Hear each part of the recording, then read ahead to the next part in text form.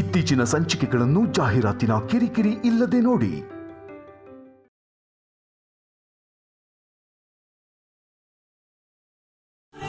ಏನ್ ಮಾಡ್ಬೇಕೋ ಏನೋ ಅರ್ಥ ಆಗ್ತಿಲ್ಲ. ನೊಂದ್ಕೋಬೇಡ ವಸಂತ, ನೀನೇನು ನೊಂದ್ಕೋಬೇಡ. 1-2 ದಿನ ಮ್ಯೂಸಿಕ್ ಥೆರಪಿಲಿ ಗ್ಯಾಪ್ ಬಂದ್ರೂ ಏನೂ ಆಗಲ್ಲ. ನಾಳೆ ರೂಪರಾಣಿ ಹುಷಾರಾಗ್ತಾಳೇನೋ ನೋಡೋಣ. ಹುಷಾರಾಗದೇ ಇದ್ರೆ ಆಮೇಲೆ ಏನ್ ಮಾಡ್ಬೇಕು ಅಂತ ಯೋಚನೆ ಮಾಡೋಣ.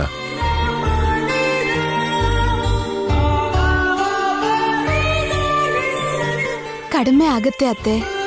ಕೃಷ್ಣನ್ ದಯೆಯಿಂದ ನಾಳೆ ರೂಪರಾಣಿಗೆ ಖಂಡಿತ ಜ್ವರ ಕಡಿಮೆ ಆಗತ್ತೆ. ನೀವು ಧೈರ್ಯವಾಗಿರಿ ಅತ್ತೆ, ನೀವು ಧೈರ್ಯವಾಗಿರಿ. ಏನ್ ಧೈರ್ಯನೋ ಏನೋ. ಯಾವ ಕೆಲ್ಸಕ್ಕಾದ್ರೂ ದ್ವಿತೀಯ ವಿಘ್ನ ಆದ್ರೆ ಆ ಕೆಲ್ಸದಿಂದ ಫಲ ಸಿಗಲ್ಲ ಅಂತಾರೆ. ನಾಳೆ ಮ್ಯೂಸಿಕ್ ಥೆರಪಿಗೆ ದ್ವಿತೀಯ ವಿಘ್ನ ಆಗತ್ತೆ.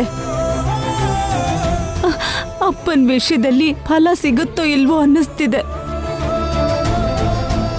ಮ್ಯೂಸಿಕ್ ಥೆರಪಿಯಿಂದ ತಾತಂಗೆ ಖಂಡಿತ ಪ್ರಜ್ಞೆ ಬರುತ್ತೆ. ನೀವು ಹೀಗೆ ನೆಗೆಟಿವ್ ಆಗಿ ಯೋಚಿಸ್ತಾ ನಿಮ್ಮ ಆರೋಗ್ಯನ ಹಾಳು ಮಾಡ್ಕೋಬೇಡಿ ಮಮ್ಮಿ, ಪ್ಲೀಸ್. ಹೌದು ಅತ್ತೆ, ನಿಮ್ಗೆ ಸ್ಟ್ರೆಸ್ ಹೆಚ್ಚಾಯ್ತು ಅಂದರೆ ನಿಮ್ಮ ಆರೋಗ್ಯ ಹಾಳಾಗತ್ತೆ. ತಾತನ ಕಾಪಾಡ್ಕೊಳ್ಳೋದು ಎಷ್ಟು ಮುಖ್ಯನೋ ನೀವು ಆರೋಗ್ಯವಾಗಿರೋದು ಕೂಡ ಅಷ್ಟೇ ಮುಖ್ಯ ಅತ್ತೆ.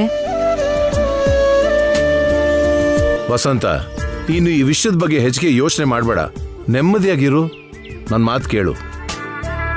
ಮ್ಯೂಸಿಕ್ ಥೆರಪಿ ಸಕ್ಸಸ್ ಆಗುತ್ತೆ ಅಂತ, ಮಾವನವರು ಕೋಮಾಯಿಂದ ಹೊರಗೆ ಬರ್ತಾರೆ ಅಂತ ನನಗೆ ಸಂಪೂರ್ಣ ನಂಬಿಕೆ ಇದೆ. ನೀನು ಆ ನಂಬಿಕೆಯಲ್ಲೇ ಇರು ಪ್ಲೀಸ್. ಇನ್ನು ನೀನು ಯಾವುದ್ರ ಬಗ್ಗೆ ಯೋಚನೆ ಮಾಡದೆ ನೆಮ್ಮದಿಯಾಗಿ ಮಲ್ಕೋ. ಅಖಿಲ್, ಹೊತ್ತಾಗಿದೆ, ನೀವೂ ಹೋಗಿ ಮಲ್ಕೊಳ್ಳಿ. Okay daddy.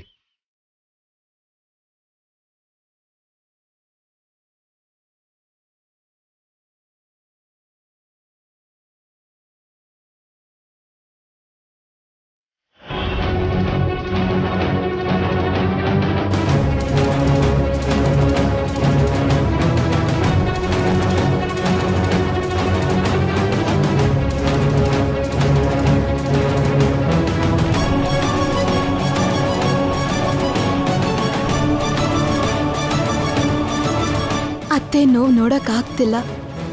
ರೂಪರಾಣಿಗೆ ಇನ್ನೂ ಜ್ವರ ಕಡಿಮೆ ಆಗಿಲ್ಲ.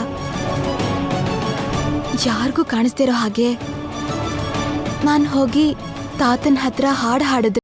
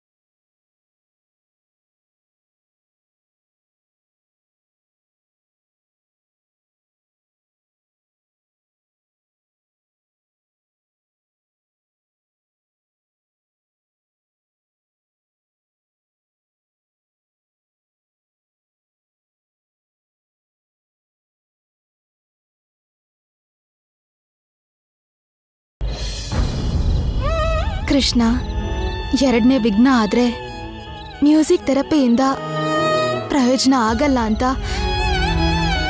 ಅತ್ತೆ ತುಂಬಾ ನೊಂದ್ಕೊಂಡಿದ್ದಾರೆ. ಹಾಗಾಗಕ್ ಬಿಡಲ್ಲ, ಮತ್ತೆ ಹಾಗಾಗಕ್ ಬಿಡಲ್ಲ.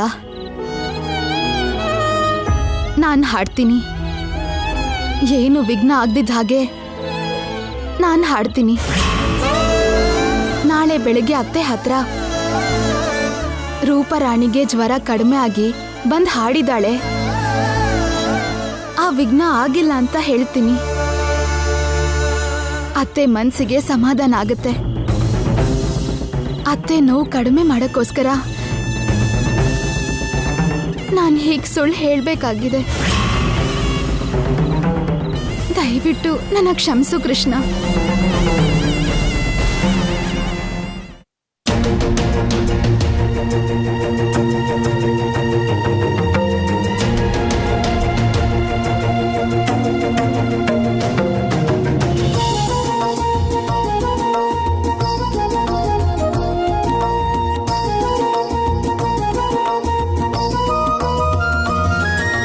ಪರಂಧಾಮ ಪರಮಾತ್ಮ ನೀರಕ್ಷೆ ನಮಗಯ್ಯ, ಈ ಪ್ರೇಮ ನಮ್ಮಲ್ಲಿ ನೀ ತೋರೆಯ. ಪರಂಧಾಮ ಪರಮಾತ್ಮ ನೀರಕ್ಷೆ ನಮಗಯ್ಯ, ಈ ಪ್ರೇಮ ನಮ್ಮಲ್ಲಿ ನೀ ತೋರೆಯ. ದೀನರ ಪಾಲಿಗೆ ದಿಕ್ಕಾಗಿರುವೆ, ಭಕ್ತರ ಬಿಡದೆ ನೀ ಪಾಲಿಸುವೆ.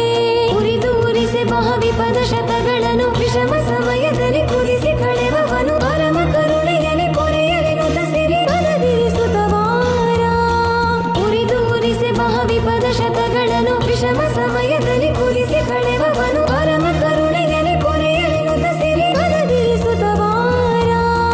ಸರಿ ಸರಿ ಸನಿ ನಿ ಪನಿ ಪಪ ಮಪ ಮಮ ಸರಿ ಮರಿ ಮಪ ಮಪ ನಿ ಪನಿ ರಿ ಸ, ಸರಿ ಮರಿ ಮಪ ಮಪ ನಿ ಪನಿ ರಿ ಸ, ಸರಿ ಮರಿ ಮಪ ಮಪ ನಿ ಪನಿ ರಿ ಸ. ಕೃಷ್ಣ ಕೃಷ್ಣ ಕೃಷ್ಣ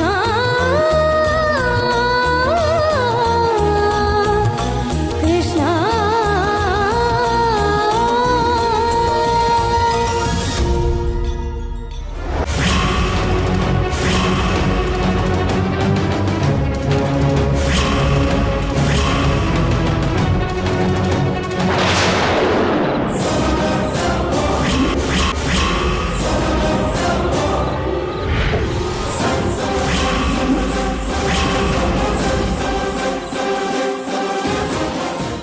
ಅಯ್ಯೋ, ಇವ್ರಿಗೆ ಎಷ್ಟು ಚೆನ್ನಾಗಿ ಚಲನವಲನ ಆಗ್ತಿದೆ. ಶ್ಯಾಮ ಹಾಡಿದ್ಲು, ಇವ್ರು ಸರಿ ಆಗ್ತಿದ್ದಾರೆ. ಈ ವಿಷಯ ಈಗಲೇ ಮಮ್ಮಿಗೆ ಹೇಳಬೇಕು.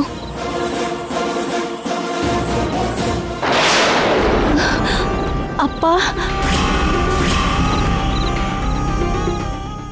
ಅಪ್ಪ, ಈಗ ಹೇಗಿದ್ದೀರಾ ಅಪ್ಪ?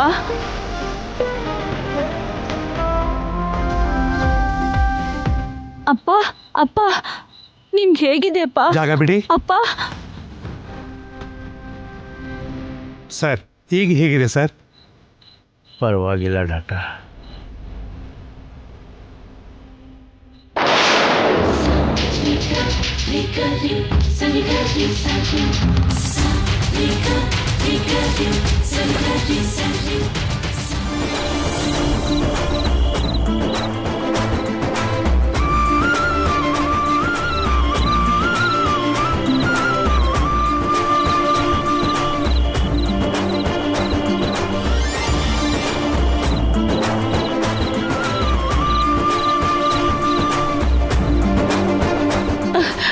ಅಪ್ಪ.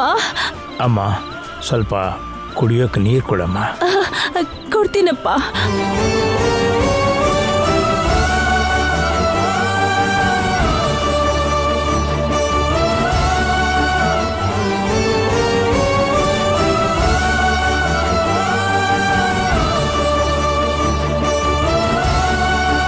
ಅವ್ರೀಗ ಎಲ್ಲರನ್ನೂ ಗುರುತು ಹಿಡಿತಾ ಇದ್ದಾರೆ. Now is perfectly all right. Thank you ಡಾಕ್ಟ್ರೆ. ನಮ್ಮಪ್ಪ ನನಗೆ ಸಿಗೋ ಹಾಗೆ ಮಾಡಿದ್ರಿ. ನಿಮ್ಮ ಋಣನ ಈ ಜನ್ಮದಲ್ಲಿ ತೀರ್ಸೋಕ್ಕಾಗಲ್ಲ. ಇವ್ರಿಗೆ ಪ್ರಜ್ಞೆ ಬರೋದಕ್ಕೆ ಕಾರಣ ನಾನಲ್ಲಮ್ಮ, ಸಂಗೀತ. ಮ್ಯೂಸಿಕ್ ಥೆರಪಿಯಿಂದನೇ ಅವರು ಕೋಮಾದಿಂದ ಹೊರಗಡೆಗೆ ಬರೋಕ್ಕಾಗಿದ್ದು. ವಸಂತ, ನನಗೆ ಪ್ರಜ್ಞೆ ಬಂದಾಗ ನನಗೆ ಹಾಡು ಕೇಳಿಸ್ತಾ ಇತ್ತು. ಯಾರಮ್ಮ ಹಾಡು ಹಾಡಿದ್ದು?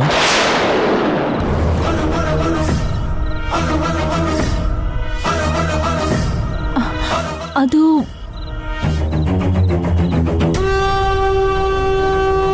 ಶ್ಯಾಮ. ಶ್ಯಾಮ ಎಲ್ಲಿ? ಇಲ್ಲಿವರೆಗೂ ಇಲ್ಲೇ ಇಲ್ಲಲ್ಲ. ಅಷ್ಟರಲ್ಲಿ ಎಲ್ಲಿ ಹೋಗಿರ್ತಾಳೆ? ಅಲ್ಲಿ ಹೊರಗಡೆ ನೋಡೋಣ ಬನ್ನಿ.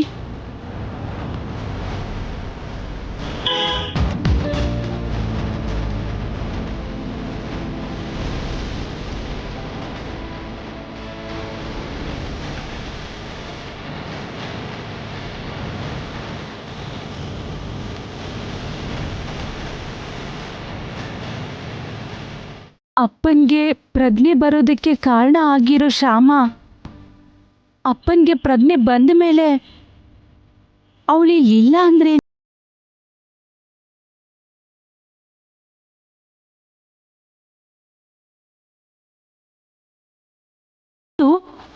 ಶ್ಯಾಮ ಹಾಡ್ ಹಾಡಿದ್ ಹೇಗೆ?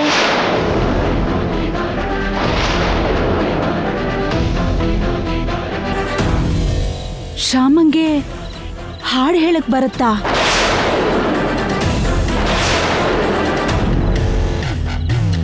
ಶ್ಯಾಮ ಹಾಡ್ ಹಾಡ್ತಾಳೆ ಅನ್ನೋ ವಿಷಯನ ನನ್ಗಿಲ್ಲಿ ತನಕ ಯಾಕೆ ಹೇಳಲಿಲ್ಲ?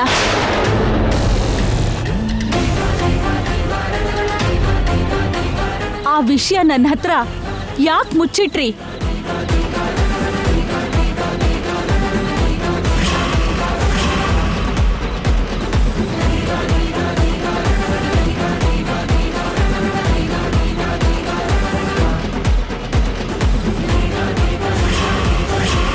ಓ, ಅಖಿಲ್ ಜೀವನಕ್ಕೆ ಕಲಾವಿದ್ರು ಬಂದ್ರೆ ಇವನಿಗೆ ಗಂಡಾಂತರ ಇದೆ ಅಂತೀನಿ ಅಂತ ಶ್ಯಾಮ ಹಾಡೋ ವಿಷಯನ ನನ್ನಿಂದ ಮುಚ್ಚಿಟ್ರಾ?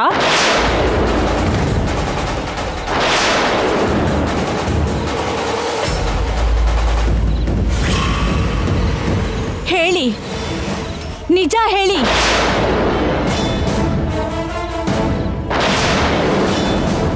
ಇಲ್ಲಿ ಏನ್ ನಡೀತಿದೆ ಅಂತ ನಿಜ ಹೇಳಿ ಪ್ಲೀಸ್. ವಸಂತ, ನೀನ್ ಆವೇಶ ಪಡ್ಬೇಡ. ನಾನು ಹೇಳೋದು ನಾನು ನೆಮ್ಮದಿಯಾಗಿ ನೀನು ಕೇಳಿದ್ರೆ ಏನಾಯ್ತು, ಹಾಗೆ ಯಾಕಾಯ್ತು ಅನ್ನೋದು ನಿನಗೆ ಪೂರ್ತಿಯಾಗಿ ಅರ್ಥ ಆಗುತ್ತೆ. ಹೇಳಿ, ಏನ್ ನಡೀತು? ರೂಪಾರಾಣಿಗೆ ಹಾಡು ಹೇಳೋಕ್ ಬರಲ್ಲ.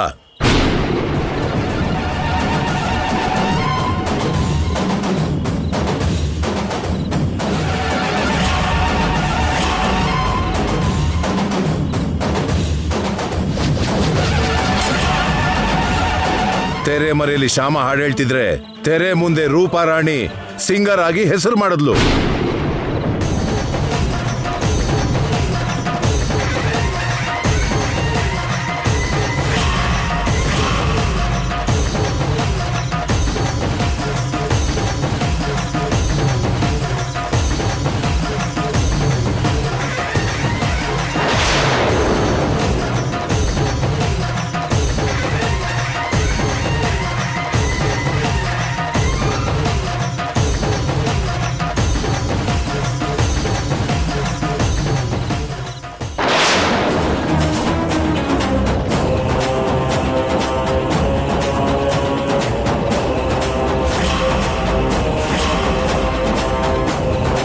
ಇದು ನಡೆದಿದ್ದು ವಸಂತ.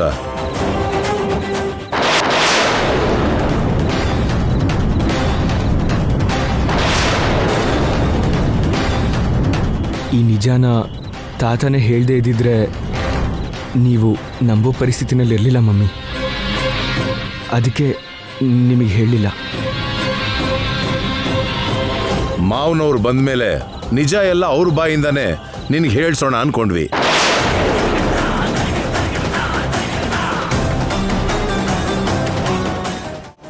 ಆ ಗೌರಮ್ಮ ಹೀಗೆಲ್ಲ ಮಾಡಿದ್ಲ? ತನ್ನ ಮಗಳ ಭವಿಷ್ಯಕ್ಕೋಸ್ಕರ ನನ್ನ ಸೊಸೆ ಜೀವನನ ನಾಶ ಮಾಡಕ್ ನೋಡಿದ್ಲ? ಛೇ!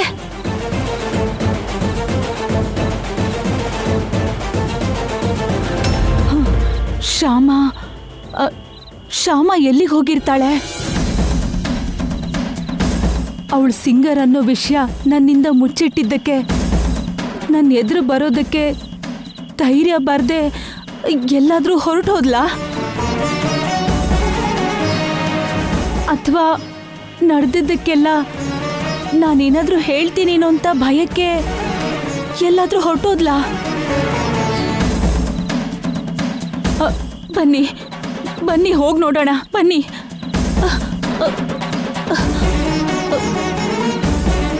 ಶ್ಯಾಮ,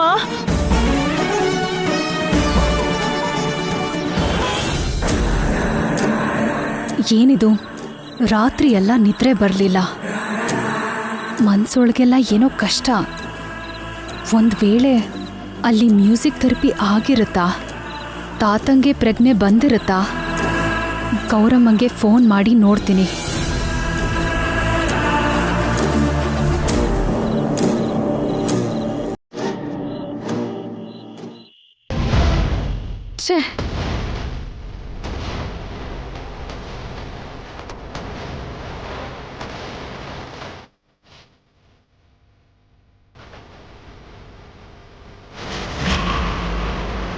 ಏನು ಫೋನ್ ಸ್ವಿಚ್ ಆಫ್ ಬರ್ತಿದೆಯಲ್ಲ ಅಂದರೆ ಸಮಥಿಂಗ್ ಇಸ್ ರಾಂಗ್. ಈಗಲೇ ಬೆಂಗಳೂರಿಗೆ ಹೋಗಬೇಕು. ಅರುಣ್ ಹೇಗೆ ಹೇಳಲಿ? ತಾತನ್ನ ನೋಡದೆ ಇರೋಕ್ಕೆ ಆಗ್ತಾಯಿಲ್ಲ. ಅವರೇ ನೆನಪಾಗ್ತಿದ್ದಾರೆ ಅಂತ ಇಮೋಷ್ನಲ್ ಆಗಿ ಮಾತಾಡ್ತೀನಿ.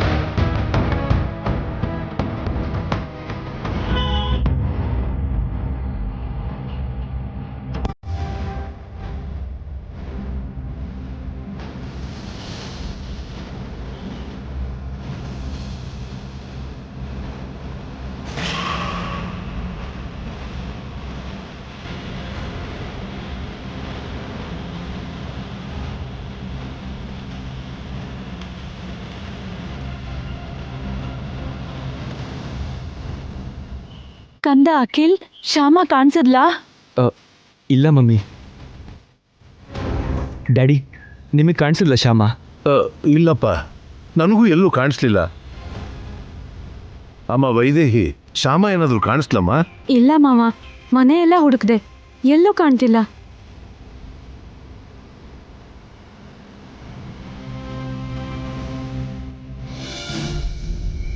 ಏನ್ ಮಮ್ಮಿ, ನೀವು ಶ್ಯಾಮ ಚಿಕ್ಕಮ್ಮನ್ನ ಹುಡುಕ್ತಾ ಇದ್ದೀರಾ?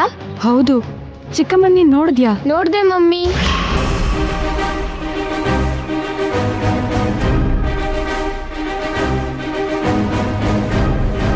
ನೋಡಿದ್ಯಾ? ಎಲ್ಲಿದ್ದಾಳವಳು? ಎಲ್ಲಿದ್ದಾಳೋ ನನಗೆ ಗೊತ್ತಿಲ್ಲ. ಆಗ್ಲೇ ಹೊರಗಡೆ ಹೋಗೋದನ್ನ ನಾನು ನೋಡ್ದೆ.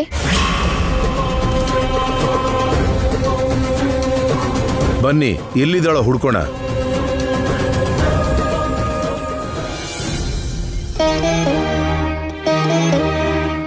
ಸಾಕು ಕೃಷ್ಣ, ಸಾಕು. ತಾತ ಅವ್ರಿಗೆ ಪುನರ್ಜನ್ಮನ ವರವಾಗಿ ಕೊಟ್ಟಿದ್ಯಾ, ಅಷ್ಟು ಸಾಕು. ತಾತ ಅವ್ರಿಗೆ ಪ್ರಜ್ಞೆ ಬರ್ದೇ ಇದ್ರೆ ಅತ್ತೆ ಅವ್ರಿಗೆ ಏನಾಗುತ್ತೋ ಅಂತ ತುಂಬಾ ಭಯ ಆಗಿತ್ತು. ನಮ್ಮಪ್ಪ ಅನಾರೋಗ್ಯದಿಂದ ಮಂಚ ಹಿಡಿದಾಗ ನನಗೆ ಎಷ್ಟು ಸಂಕಟ ಆಗಿತ್ತು. ಈಗ ಅತ್ತೆಯವರು ಅದಕ್ಕಿಂತ ತುಂಬಾ ಹೆಚ್ಚಾಗೆ ಸಂಕಟ ಪಡ್ತಿದ್ದಾರೆ. ಅತ್ತೆಯವ್ರಿಗೆ ಆ ಸಂಕಟ ಹೋಗ್ಲಿ ಅಂತಾನೆ ತಾತ ಅವ್ರನ್ನ ಬದುಕ್ಸು ಅಂತ ನಿನ್ನ ಅಷ್ಟೆಲ್ಲ ಬೇಡ್ಕೊಂಡಿದ್ದು.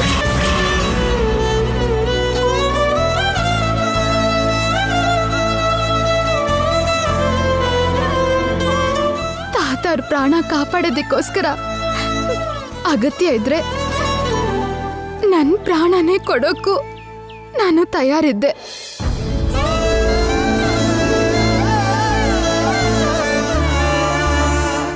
ಅದಕ್ಕೆ ರೂಪರಾಣಿಗೆ ಜ್ವರ ಬಂದು ಬರಲ್ಲ ಅಂತ ಅಂದಾಗ ಮ್ಯೂಸಿಕ್ ಥೆರಪಿ ನಾನೇ ಮಾಡಬೇಕು ಅಂತ ನಿರ್ಧಾರ ಮಾಡಿದೆ.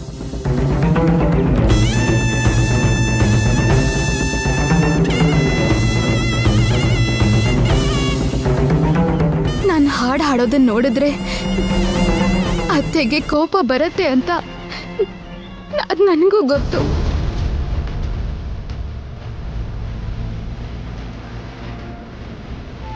ಅತ್ತೆಗೆ ಕೋಪ ಬರೋದ್ರಿಂದ ಏನಾಗುತ್ತೆ ಅಂತನೂ ನನಗೆ ಗೊತ್ತು. ಏನಾದರೂ ಪರವಾಗಿಲ್ಲ ಅನ್ಕೊಂಡೆ. ನನ್ನ ಜೀವನ ಏನೇ ಆದರೂ ಸುಮ್ಮನೆ ಇರ್ತಿದ್ದೆ.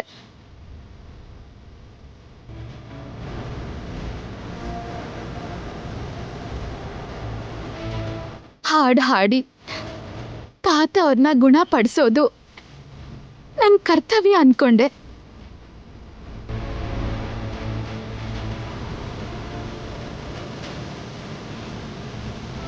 ನನಗೆ ನಿನ್ನ ಆಶೀರ್ವಾದ ಇದ್ದಿದ್ರಿಂದಾನೆ ನನ್ನ ಕರ್ತವ್ಯನ ನಾನು ಪೂರ್ತಿ ಮಾಡೋಕ್ಕಾಗಿದ್ದು.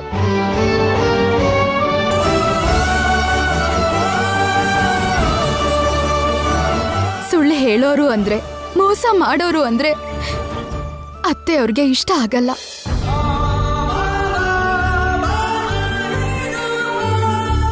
ಇಷ್ಟು ದಿನ ಹಾಡು ಹಾಡೋಕ್ಕೆ ನಂಗೆ ಬರಲ್ಲ ಅಂತ ಅತ್ತೆಯವ್ರಿಗೆ ಸುಳ್ಳು ಹೇಳ್ತಾ ಬಂದೆ.